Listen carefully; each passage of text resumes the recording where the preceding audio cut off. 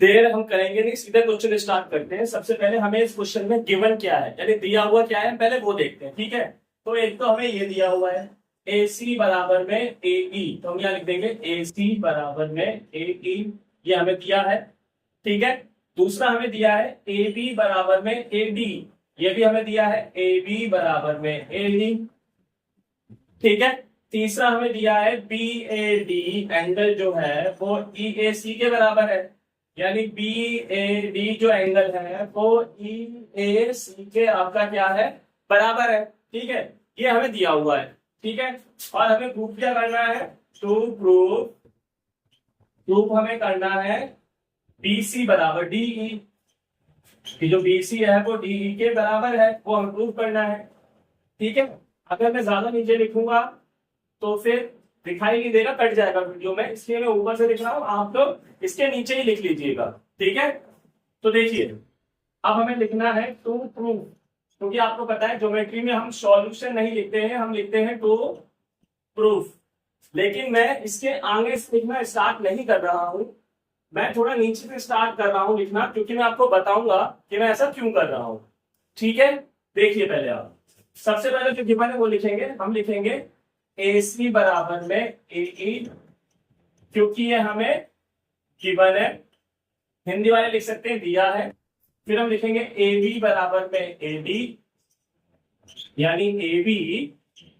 बराबर में A D, ये भी हमें क्या है, गिवन है। फिर हम लिखेंगे बी ए डी बराबर में ई ए सी, बी ए डी बराबर में ई ए सी, ये भी क्या है, हमें गिवन है। बट जरा आप ध्यान से देखिएगा, जरा आप ध्यान से देखिए, जो हमारा हमें निकालना क्या है, पी सी, क्या निकालना है हमें, पी सी, और हमारे पास क्या है, B A D, B A D, यानी हमारे पास बस यही तक है, बी डी तक, हमारे पास बस बी डी तक ही है। और हमें निकालना क्या, बी सी, यानी हमें ये सब निकालना है, बी सी हमें निकालना है बी सी, लेकिन हमारे पास है बी डी तक, तो हमें डी सी और चाहिए कम से कम, यानी हमें क्या चाहिए, डी सी। तो हम डी ए सी, यानी ये चीज जो है डी ए सी, मैं इस वाले एंगल की बात कर रहा हूं, जो डी ए सी एंगल है, ये वाला एंगल डी ए सी, ये मैं इसमें और इसमें प्लस करूंगा यहां पर लिख करके, यानी पहले मैं इसको लिखूंगा ऐसे करके बी ए डी बराबर ई ए सी। ठीक है, ये मेरे पास गिवन है। फिर मैं यहां पे लिखूंगा एडिंग, क्या नाम है इसका, D A C, adding angle D A C both side, both side मैं ऐड करूंगा, तो क्या हो जाएगा, ये हो जाएगा बी ए सी, यानी ये वाला, अब बराबर नहीं आएगा, पहले इसे ऐड करेंगे, प्लस बी ए सी, फिर बराबर में ये लिखेंगे ई ए सी, और यहां भी ऐड कर देंगे डी ए सी। ठीक है, अब देखिए ये क्या हो जाएगा, जब आप बी ए डी में डी ए सी ऐड कर रहे हो, यानी आप बी ए डी में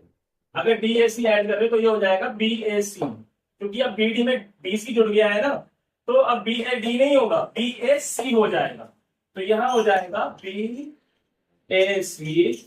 बराबर, यहां पर थोड़ा जगह कम पड़ रही है, मैं इसे मिटा देता हूं अभी, पी ए सी बराबर, और ई ए सी में जब डी ए सी जोड़ोगे तो क्या हो जाएगा, तो अगर आप ई ए सी में डी ए सी जोड़ोगे तो ये हो जाएगा ई ए डी, है ना, देखो ध्यान से, अगर आप ई ए सी में डी ए सी जोड़ोगे तो सी नहीं आएगा, ई ए डी हो जाएगा, तो हो गया ये ई ए डी। आप इसे मान लो इक्वेशन नंबर 1। अब आप कम से कम 2 या 3 लाइन छोड़ देना अपनी कॉपी में, कम से कम 2 लाइन तो छोड़ ही देना। उसके बाद जो गिवन है वो लिखना, ए सी बराबर में ए ई, ए बी बराबर में ए डी, क्योंकि ये दोनों ही आपको गिवन है। ठीक है, लेकिन अब इसको नहीं लिखेंगे, अब हम इसको लिखेंगे, क्योंकि ये हमारा आ चुका है बी ए सी, देखो अब सही लग रहा है, बी ए सी, बी ए सी, और हमें बी सी ही निकालना है, अब सही लग रहा है, पहले बी डी था वो गलत था, और ये तो जाएगा ई A D, E A D, यहां लिख दोगे आप from equation one from equation one. अब देखिए दो साइड हो गई और एक एंगल हो गया, तो बाय साइड एंगल साइड, ये वाला जो आपका ट्राइंगल है BAC, वो आपका कॉन्ग्रुएंट हो जाएगा इस वाले के EAD के, कॉन्ग्रुएंट हो जाएगा EAD के। उसके बाद आप ये लिख सकते हो CP से बराबर, DC बराबर में DE, ब्रैकेट में आप लिख दोगे बाय CP/CT। ठीक है, ये आपका आंसर जो है वो खत्म हो गया, आप इसे नोट कर सकते हैं।